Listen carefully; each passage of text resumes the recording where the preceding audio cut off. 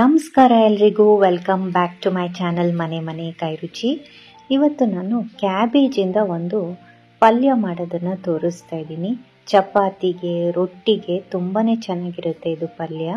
ಬನ್ನಿ ನೋಡೋಣ ಹೇಗೆ ಮಾಡೋದು ಅಂತ. ಮೊದಲು ಒಂದು ಬಾಣಲೆಗೆ 2-3 ಸ್ಪೂನಷ್ಟು ಎಣ್ಣೆನ ಕಾಯಕ್ಕಿಟ್ಕೋತಾ ಇದ್ದೀನಿ.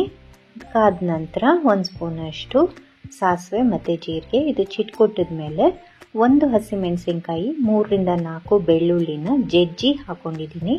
ಹಾಗೆಯೇ 1 ಸಣ್ಣದಾಗಿ ಹೆಚ್ಚಿರೋಂಥ ಈರುಳ್ಳಿನ ಹಾಕ್ಕೊಂಡು ಫ್ರೈ ಮಾಡ್ತಾ ಇದ್ದೀನಿ. ಇದೆಲ್ಲ ಚೆನ್ನಾಗಿ ಸಾಫ್ಟ್ ಆಗಬೇಕು. ಚಿಟಿಕೆ ಅರಿಶಿನ ಹಾಕ್ಕೊಂಡು ಫ್ರೈ ಮಾಡ್ತಾ ಇದ್ದೀನಿ. ಇದಕ್ಕೆ ನಾನು ಒಂದು ಅರ್ಧ ಕಪ್ಪಷ್ಟು ಬೇಯಿಸಿರೋಂಥ ಕಾಬೂಲ್ ಕಡಲೆನ ಹಾಕೋತಾ ಇದ್ದೀನಿ. ನೀವು ಇದಕ್ಕೆ ಬೇಕಾದರೆ ಹಸಿ ಬಟಾಣಿ ಸಹ ಹಾಕ್ಕೋಬೋದು.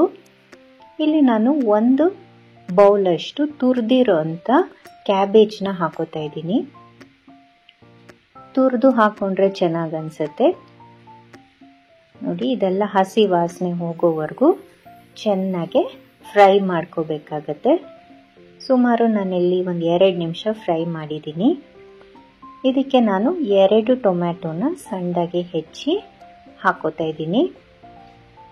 ಚಪಾತಿಗೆಲ್ಲ ತಿನ್ನುವಾಗ ಸ್ವಲ್ಪ ಜ್ಯೂಸಿ ಆಗಿದ್ರೆ ಪಲ್ಯ ಚೆನ್ನಾಗಿರುತ್ತೆ. ಹಾಗಾಗಿ ಟೊಮೆಟೊ ಹಾಕೋದ್ರಿಂದ ಈ ಪಲ್ಯ ಚೆನ್ನಾಗಿ ಅನಿಸುತ್ತೆ.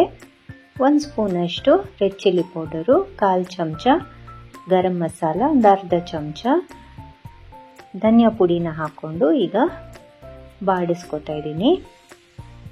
ಈಗ ಇದಕ್ಕೆ 1 ಅರ್ಧ ಕಪ್ಪಷ್ಟು ನೀರನ್ನು ಹಾಕಿ ಮಿಕ್ಸ್ ಮಾಡ್ಕೊಳ್ಳೋಣ.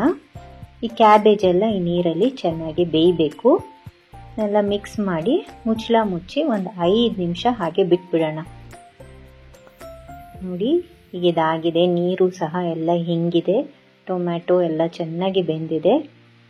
ಮೇಲ್ಗಡೆ ಸ್ವಲ್ಪ ಕೊತ್ತಂಬರಿ ಸೊಪ್ಪು ಉದುರಿಸ್ಕೊಂಡ್ರೆ ನಮ್ಮ ಕ್ಯಾಬೇಜ್ ಪಲ್ಯ ರೆಡಿ ಆಗತ್ತೆ. ಒಂದು 15 ನಿಮಿಷದಲ್ಲಿ ಇದು ಮಾಡ್ಕೊಂಬಿಡ್ಬೋದು. ಇದು ಪಲ್ಯ ಲಂಚ್ ಬಾಕ್ಸ್ಗೆ ಚಪಾತಿ ಜೊತೆಗೆ ಹಾಕೋಕ್ಕೂ ತುಂಬಾ ಚೆನ್ನಾಗಿರುತ್ತೆ. ಹಾಗೆಯೇ ರೊಟ್ಟಿ ಜೊತೆಗೂ ಚೆನ್ನಾಗಿರುತ್ತೆ. ಟ್ರೈ ಮಾಡಿ, ಹೇಗೆ ಬಂತು ಅಂತ ಖಂಡಿತ ಕಮೆಂಟ್ ಸೆಕ್ಷನಲ್ಲಿ ತಿಳಿಸಿ. ಹಾಗೆಯೇ ಈ ವಿಡಿಯೋ ನಿಮಗೇನಾದರೂ ಇಷ್ಟ ಆಗಿದ್ದಲ್ಲಿ ಪ್ಲೀಸ್ ಲೈಕ್ ಮಾಡಿ, ಶೇರ್ ಮಾಡಿ ಮತ್ತು ಸಬ್ಸ್ಕ್ರೈಬ್ ಮಾಡಿ ಅಂತ ಕೇಳ್ತಾ, see you in the next video. Happy cooking.